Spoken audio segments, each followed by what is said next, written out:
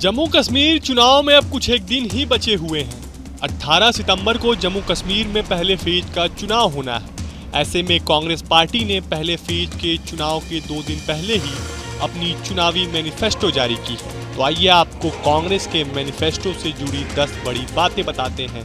कांग्रेस इस पूरे मैनिफेस्टो में जम्मू कश्मीर की जनता के लिए क्या कुछ कह रही है। क्या कांग्रेस धारा 370 को लेकर कोई वादा किया है या फिर कश्मीरी पंडितों को लेकर कांग्रेस का क्या प्लान है, जम्मू कश्मीर में उनका क्या स्टैंड है, आइए इस पे चर्चा करते हैं। सबसे पहले हम आपको बताते हैं कि कांग्रेस के इस मैनिफेस्टो में किन चीज़ों पर मुख्यता से बात की गई है। इस मैनिफेस्टो में किसान, गरीब, स्वास्थ्य, जन कल्याणकारी, शिक्षा, रोजगार, शासन चलाने की बात, महिला, सामाजिक न्याय, अल्पसंख्यक विस्थापन, पेंशन, वकील और पत्रकारों जैसे शब्दों का उल्लेख किया गया है। तो आइए अब इन शब्दों के अंदर किन चीज़ों पर बात हुई है उस बारे में आपको विस्तार से बताते हैं। कांग्रेस की मैनिफेस्टो में युवाओं के लिए कहा गया है कि हम योग्य युवाओं को 1 वर्ष के लिए प्रति माह 3500 रुपये तक का बेरोजगारी भत्ता देंगे।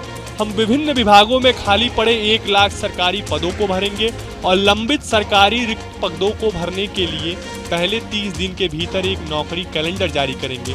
हम बेरोजगार इंजीनियर्स के ग्रुप्स को 30% कॉन्ट्रैक्ट देने की योजना का पुनर्जीवित करेंगे।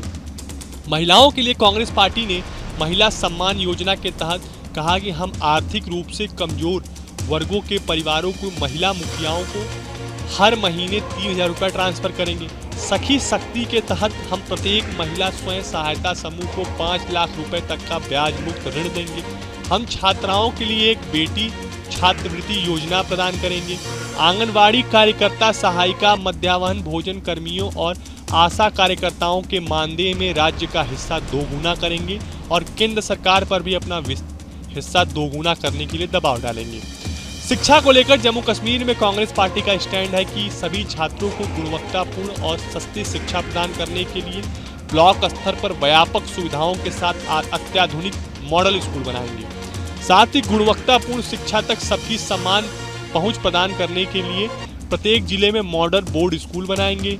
शिक्षकों की कमी को दूर करने के लिए विभिन्न स्तरों पर खाली पदों को भरेंगे तथा कमजोर वर्गों के छात्रों पर विशेष जोर देते हुए सभी के लिए गुणवत्तापूर्ण और किफ़ायती कोचिंग सुनिश्चित करेंगे।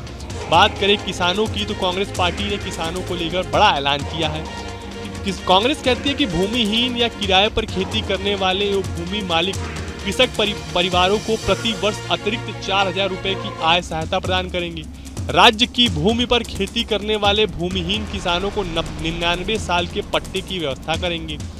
सेब फसल के लिए 72 रुपये प्रति किलोग्राम न्यूनतम मूल्य सुनिश्चित करेंगे और प्राकृतिक आपदाओं के खिलाफ सभी फसलों के लिए 100% फसल बीमा प्रदान करेंगे। कश्मीर में अल्पसंख्यक यानी कश्मीरी पंडितों के लिए कांग्रेस ने अपने घोषणा पत्र में क्या कुछ कहा, इसको समझना बड़ी गहराई की बात है। कश्मीरी पंडितों के लिए पूर्व प्रधानमंत्री डॉक्टर मनमोहन सिंह द्वारा शुरू किए गए पुनर्वास कार्यक्रम को पुनर्जीवित करके उसे लागू किया जाएगा।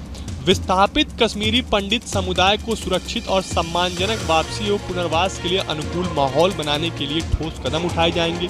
प्रवासी युवाओं के लिए रोजगार के अवसर पैदा करने के लिए उपाय करेंगे और पवित्र तीर्थस्थलों, स्थानों और विरासतों की सुरक्षा एवं संरक्षण सुनिश्चित करेंगे और इस तरह उनकी धार्मिक और ऐतिहासिक भावनाओं का सम्मान करेंगे।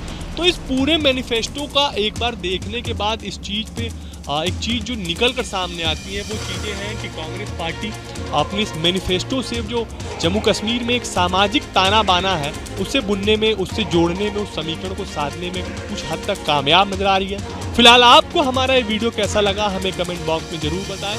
देश और दुनिया की तमाम और यूपी उत्तराखंड की हर छोटी बड़ी खबर के लिए न्यूज स्टेट चैनल को सब्सक्राइब करना ना भूलें। न्यूज नेशन अब व्हाट्सएप पर खबरों की ताजा अपडेट के लिए न्यूज नेशन के इस QR कोड को स्कैन करें।